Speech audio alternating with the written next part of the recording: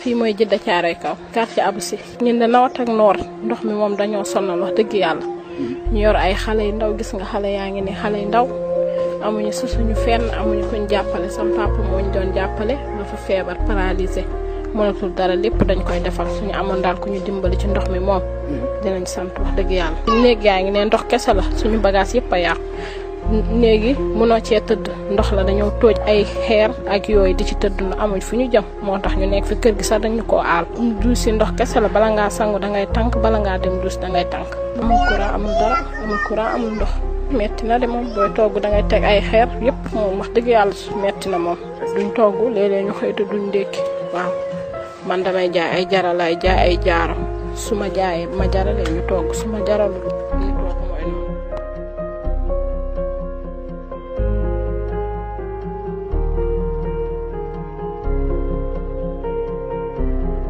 Le Sénégal sortira-t-il un jour de la pauvreté?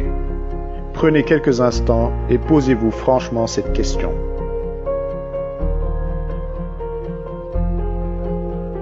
Il est dit que le courage, c'est de regarder les choses telles qu'elles le sont vraiment, et non telles que nous voudrions qu'elles le soient.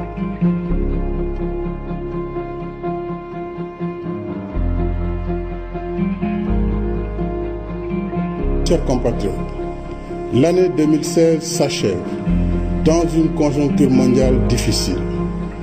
Des économies stagnent, d'autres sont en récession. Malgré tout, notre pays continue d'améliorer ses performances économiques. Nos agrégats macroéconomiques sont maîtrisés. L'inflation est maintenue à un niveau faible de moins d'1% et nos relations avec nos partenaires demeurent solides et confiantes. Et avec 6,6%, le taux de croissance du PIB de notre pays reste parmi les plus élevés d'Afrique. Le plan Sénégal émergent, PSE, qui termine sa deuxième année de mise en œuvre, se poursuit sans relâche. À ce titre, j'ai inauguré des projets d'infrastructures majeurs. Franchement, vous y croyez encore? Pourquoi nos dirigeants nous trompent-ils ainsi? Qu'y a-t-il réellement derrière toutes ces promesses non tenues? Et si leurs mensonges cachaient des réalités beaucoup plus obscures, des intentions inavouables?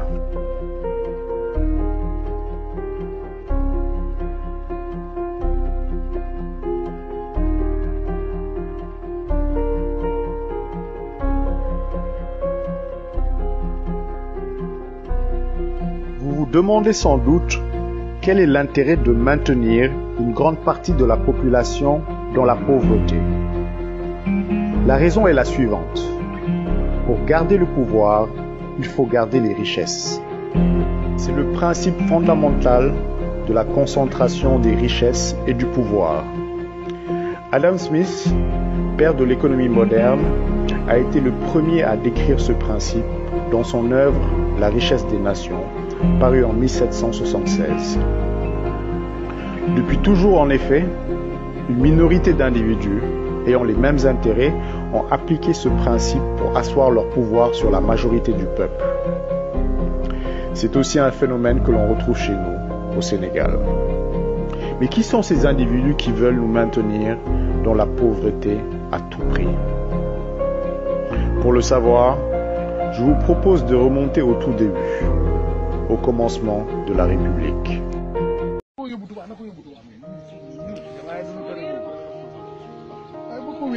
Extramuros.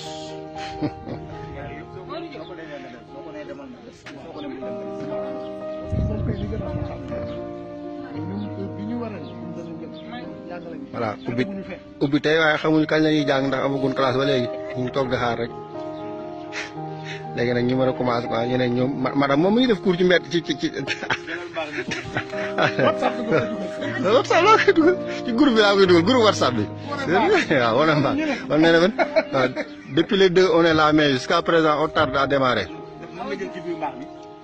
waaw je vais arrêter. Ah, ça c'est le Sénégal émergent quoi. Voilà, vous voyez, on est là jusqu'à présent. On n'a pas de salle de classe. Voilà, madame, comme elle est brave, elle est en train de faire cours dans la cour. Voilà. Bon, moi je vais retourner en classe. Comme j'ai le CM2, moi je vais retourner en classe. Les autres, moi je vais rester à la cour. Okay.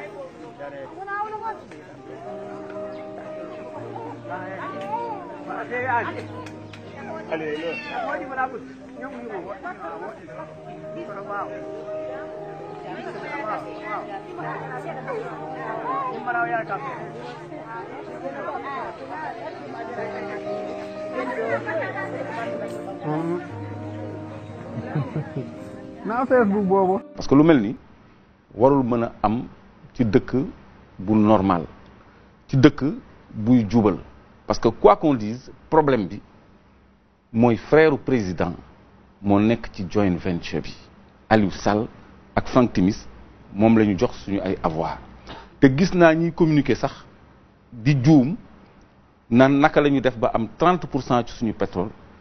Ils n'ont pas 30% ci suñu pétrole ils ont eu 90% des actifs parce que Aliou Sall dafa créer Petrotim Sénégal ñu reversé ko 90% des actifs ñoom ñoo jaay 60% Cosmos daal di téye 30 yu ñu jaay en 2 temps donc 90% de nos avoirs lañ leen rétrocédé Aliou Sall et Franck Timis 90% Sénégal 10% c'était ça au départ après Cosmos 60 Aliou Sall 30 mook Franck Timis Sénégal toujours 10%. donc loolu moo jaaduwul ci dëkk boo xam ne dafa ni dafay jubal donc loolu mooy problème bi dëgg.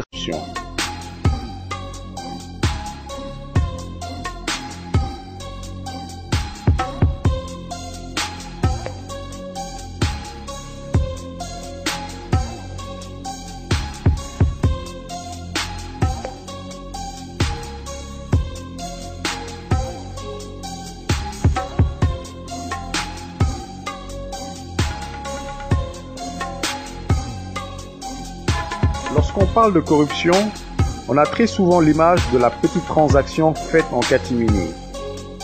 Mais le système de corruption dont on parle ici est beaucoup plus vicieux, beaucoup plus profond.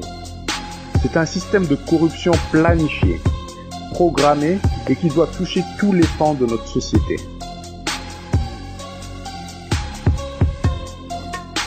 Imaginez-vous demain, président de la République, et que l'on vous dise que votre véritable mission est de conserver le pouvoir et de protéger les intérêts d'un groupe, d'une élite qui nous a fait élire. Que feriez-vous? Comment procéderiez-vous? Le principe est le suivant. Quel que soit le pays, la culture, la religion, pour qu'un petit nombre puisse profiter des privilèges et asseoir son autorité, il faut que le reste du peuple soit maintenu dans la pauvreté avec le minimum vital. Donc pour ce faire, procédez comme suit. Premièrement, vendez-leur du rêve. Il faut que la population puisse espérer d'un avenir meilleur. Sinon, ce sera bien entendu la révolution. Et si vous avez une population jeune, maintenez cette jeunesse dans l'ignorance, l'illusion et le divertissement. Pensez-vous vraiment que la crise de l'enseignement soit fortuite? Que le niveau des élèves baisse d'année en année?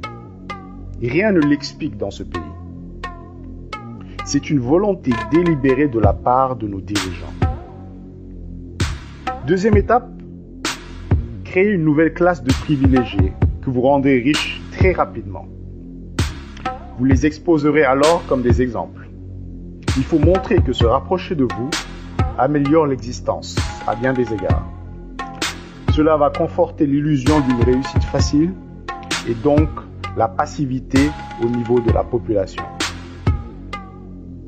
Avec ces deux choses, vous êtes presque sûr d'atteindre votre but, qui est une corruption généralisée des valeurs. L'argent sera au centre de la société. La plupart des individus n'auront plus de repères, plus de principes. Ainsi, vous avez une légion de personnes manipulables qui ne marcheront qu'au profit et qui vont gangréner toute la société. Donc vous voilà arrivé à l'étape ultime. Vous venez de planifier un système de corruption générale. Une politique de corruption qui va toucher tous les aspects de la société. Et malheureusement, nous en voyons les conséquences tous les jours. Mais savez-vous pourquoi cette corruption programmée est surtout bénéfique à notre élite? Je vais vous le dire. C'est qu'elle leur permet de se dédouaner de presque toute chose. C'est la déresponsabilisation systématique. Regardez bien notre Sénégal, quel que soit le problème que vous prenez. Pensez-vous que nos dirigeants prennent l'entière responsabilité de la situation? Prenez quelques instants et pensez-y franchement s'il vous plaît.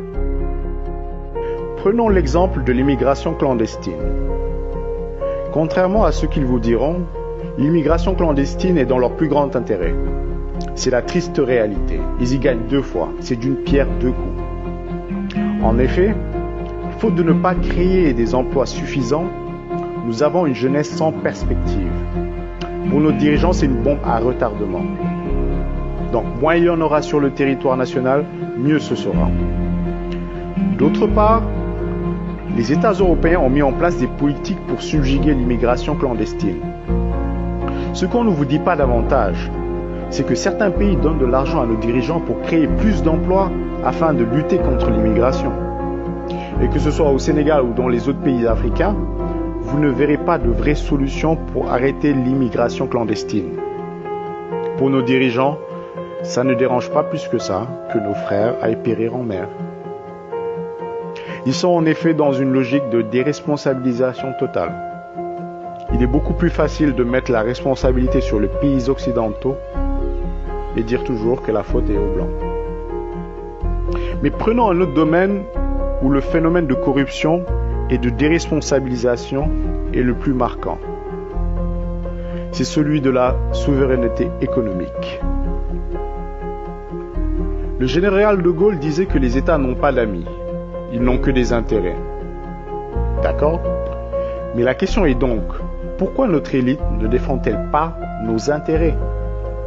Les intérêts de nos entrepreneurs. Certains pensent qu'ils ont peut-être peur. Et peut-être que c'est ce qu'ils souhaitent nous faire croire pour se déresponsabiliser facilement. Mais la vérité est la suivante. Pour alimenter ce système de corruption généralisée, il faut beaucoup d'argent. Et de l'argent frais. Et qui peut bien leur apporter cela en toute discrétion? Évidemment, ce ne sont pas nos braves entreprises nationales qui se battent pour gagner des marchés et payer les salaires de leurs employés. Ce seront plutôt des multinationales, avec des sociétés offshore spécialement établies pour verser des commissions occultes à nos dirigeants, pour gagner facilement des marchés et des passe-droits.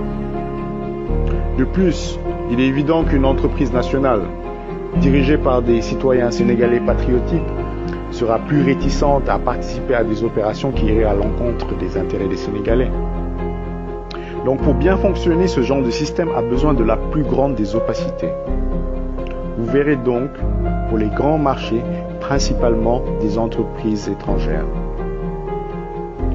Parlons de souveraineté économique, nous ne pouvons pas oublier le sujet plus que d'actualité de notre monnaie, le franc CFA. Nous n'avons pas besoin de nous attarder sur le sujet car d'éminents penseurs et économistes ont démontré cette aberration. Seulement, je vous inviterai à analyser le sujet sur le prisme de ce système de corruption programmée et de déresponsabilisation de nos élites. Peut-être que vous comprendrez que cette situation n'est pas aussi subie qu'il n'y paraît. Rappelons donc les choses clairement. Nous sommes aujourd'hui pris en otage par un groupe d'individus qui a pour seule et unique ambition l'exercice du pouvoir. Et pour y parvenir, elle concentre toutes les richesses, laissant un Sénégalais sur deux dans la misère la plus totale et un Sénégalais sur 4 dans la précarité. Encore plus grave, pour éviter une véritable prise de conscience des Sénégalais, Elle a mis en place un système de corruption qui, en plus de nous éloigner de nos valeurs, leur permet de se déresponsabiliser devant tous nos problèmes du quotidien. Voici la réalité. Et voilà pourquoi nous aurons du mal à nous développer. Nous devons avoir le courage de regarder les choses en face. Nous possédons en main. Il est dit que toute nation a le gouvernement qu'il mérite. Nous devons donc mieux définir ce que nous méritons. Et je pense, en tant que citoyens sénégalais, que nous méritons beaucoup mieux, si ce n'est le meilleur. C'est pourquoi nous devons avant tout miser sur nous-mêmes. C'est un impératif. Nous n'avons plus le choix. Nous ne pouvons compter que sur nous-mêmes. Et croyez-moi, c'est ce que nous faisons déjà sans même nous en rendre compte. Pensez un peu à ce chiffre. 900 milliards de francs CFA par an. C'est le montant que les immigrés envoient chaque année au Sénégal. Pouvez-vous imaginer un instant cette manne financière inexistante? Ce serait tout simplement le chaos. Pensez un peu à ce vieux retraité qui ne vivrait que de sa maigre pension payée tous les 2 mois, si son enfant travaillant à l'étranger ne lui envoyait pas d'argent. Ce même brave homme, qui en plus de subvenir aux besoins de sa famille, va utiliser une partie de cet argent pour aider certains de ses voisins qui n'ont pas la chance d'avoir des soutiens financiers. Où sont-ils nos dirigeants dans tout ça? Plus parlant encore, voyez ce qu'on nomme secteur informel, de plus en plus critiqué par nos gouvernants, et qui n'est autre que la capacité des Sénégalais à se débrouiller seuls, à survivre. Il faut le dire clairement, c'est le secteur économique le plus dynamique de ce pays. Et cette élite le sait et aimerait en tirer profit. On nous parle en effet de formaliser l'informel. Et cela dans l'unique but de pouvoir imposer les débrouillards. Encore si ces impôts étaient réellement destinés à améliorer leur qualité de vie, on n'y verrait pas d'inconvénient. Mais nous savons tous que cela entrera dans les fonds secrets de la République afin de pérenniser leur pouvoir. Ces 2 exemples nous montrent les valeurs sur lesquelles il est possible de créer un système plus juste pour notre pays. La solidarité et l'abnégation au travail. Il faut que l'on prenne conscience de notre droit à une vie meilleure. De ne pas nous contenter du présent, mais plutôt de prendre ce que l'on mérite. Il faut que chaque citoyen sénégalais puisse prendre la pleine responsabilité de son destin. Et pour cela, il faut que nous changions le système en profondeur.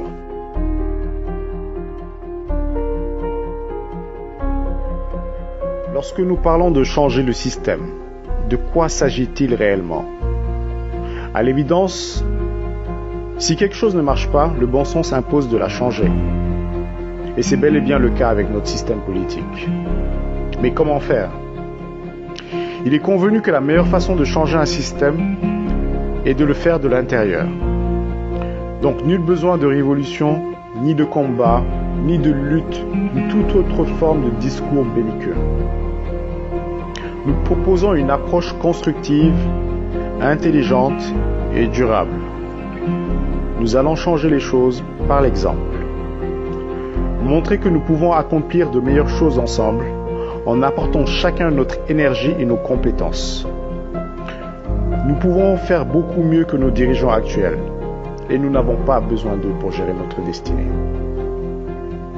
Ces hommes politiques n'ont pas réellement les compétences pour apporter des solutions à nos problèmes. Ils ne sont pas formés pour cela.